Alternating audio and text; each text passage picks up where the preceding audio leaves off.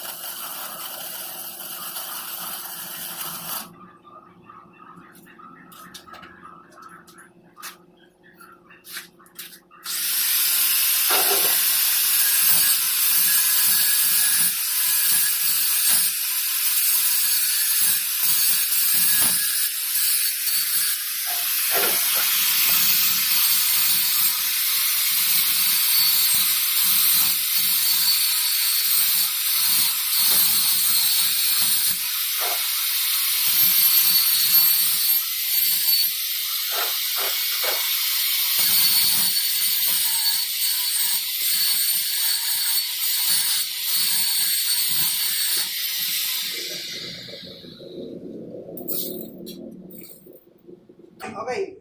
So nabuo na po natin yung ating pipe. Yan po. Okay. Kailangan po ito ay naka 45 degree. So gagawin natin naka 45 degree po. Itatak natin. Paano po ba natin malalaman kung ito ay naka 45 degree? Kapag nakatapat yung pipe dito sa dibdib mo. O naka-angle na siya ng 45 degree. Okay?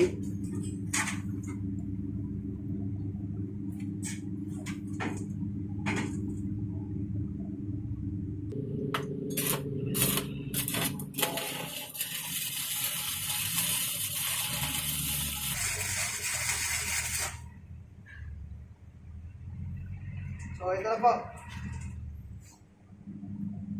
So mababa siya, syempre. Unang-una, ang pagtira nito, simula tayo sa ilalim. 6 to 12. Kumbaga sa orasan, sa baba muna, papunta sa 12. Ganon din sa kabila. 6 to 12. Ganon din dito. 6, 9, 12. Kaya naman, umpisahan natin sa baba. So, root pass muna ang gagawin natin. Ang ginagamit sa root pass na electrode ay 60-11. So, malun kayo. Kailangan ang position ay hindi nakaupo.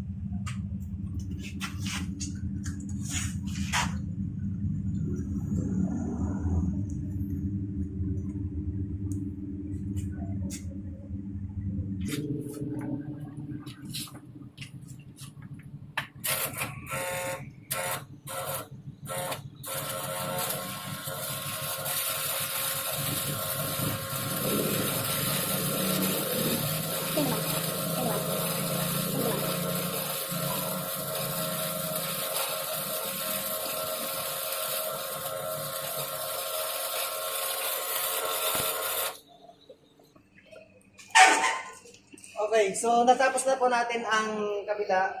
6 to 12 ngayon. Ganon din dito sa kabila, no? Ilalim pa rin po tayo mag-umpisa.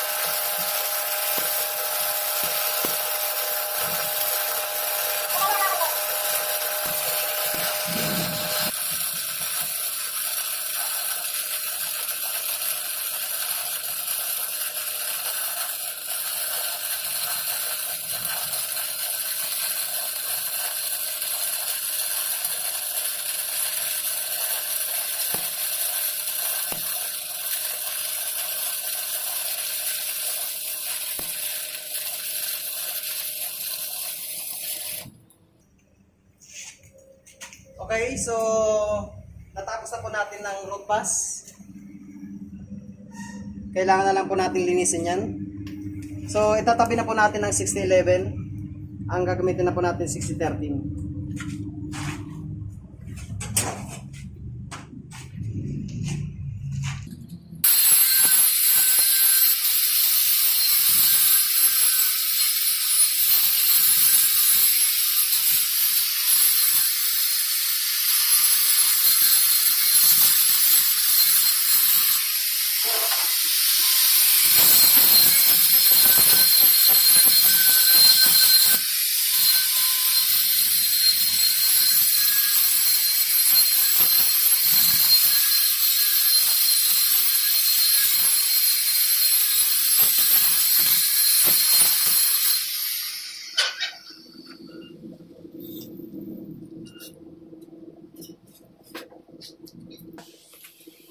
Okay, tapos na yung root pass natin. So, ginamit natin kanina ay 6011. Ngayon, ang gagamitin po natin ito, 6013 naman po. Okay? So, hanggang matapos, 60-13, pass, fill pass, hanggang final capping. Final capping natin, full year. Siyempre, pagkatapos nyo mag-growth pass, dapat timplahin nyo po yung kuryente kasi isa rin po sa nagkakaroon ng defect yan. Ang biglang tumira na lang, tapos hindi na-adjust yung kuryente. So, na-adjust ko na po kanina. Ngayon, panoorin nyo kung paano mag-hot pass.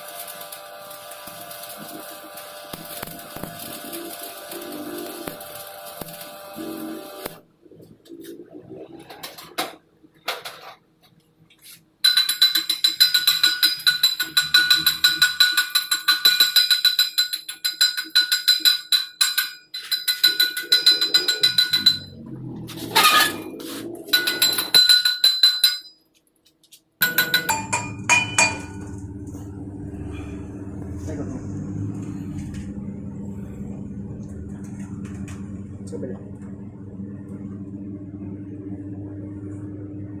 Sa kabila.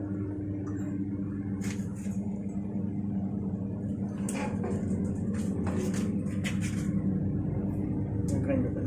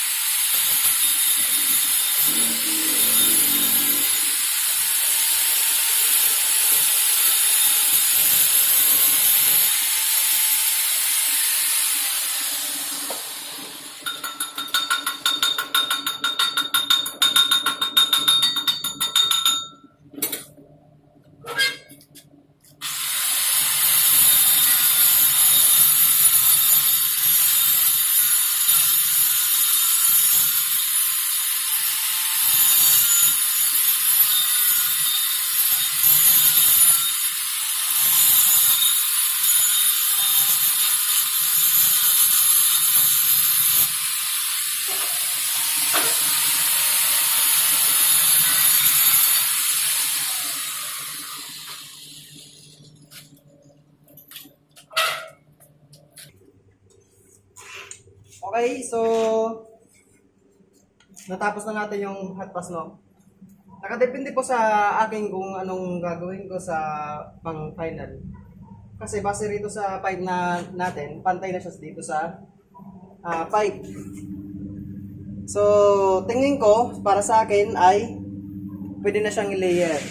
2 layer po. Depende rin po sa inyo kung 3 layer. So, ang gagawin ko po ay 2 layer lamang. So, ang nawala rito ay fill pass. Depende po yan sa kapal ng pipe. Kung G's, 12, lalagyan nyo pa ng fill pass. O dagdagan nyo pa yung hot pass. Kasi, para may umbok po ang ating 2 layer. So, minimum po ng ating taas ng ating final capping ay 3 mm, no? So, gawin na po natin ang first layer. So 6 to 12 pa rin. Ilalim pa rin ang umpisa.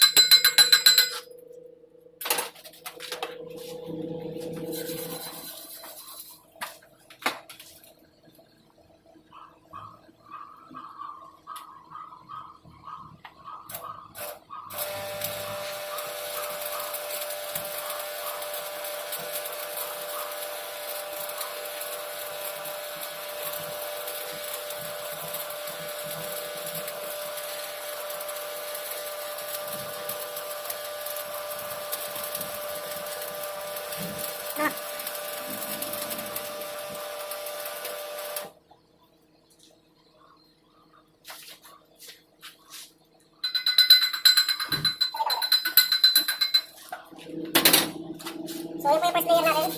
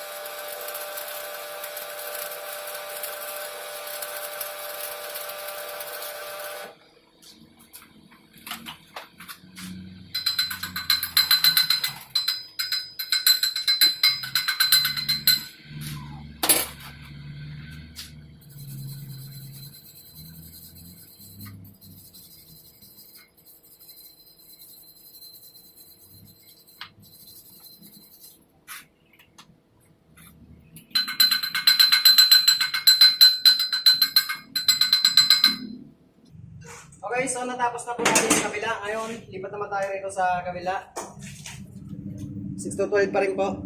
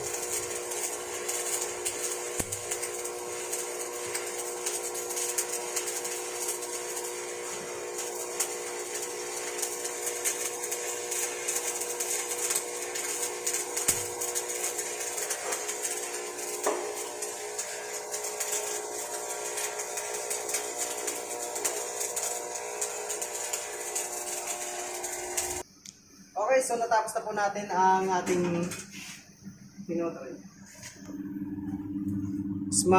Smawin C2. So, lahat po yan ay buong pipe at sana may nakuha kayo sa aking demo. So, ulitin ko, ang root pass natin ay 6011, hot pass, fill pass, and final capping 6013. At ang position po ng pipe po natin 45 degree. At sana'y may nakuha kayo kaalaman sa aking demo. Ingat po kayo and God bless.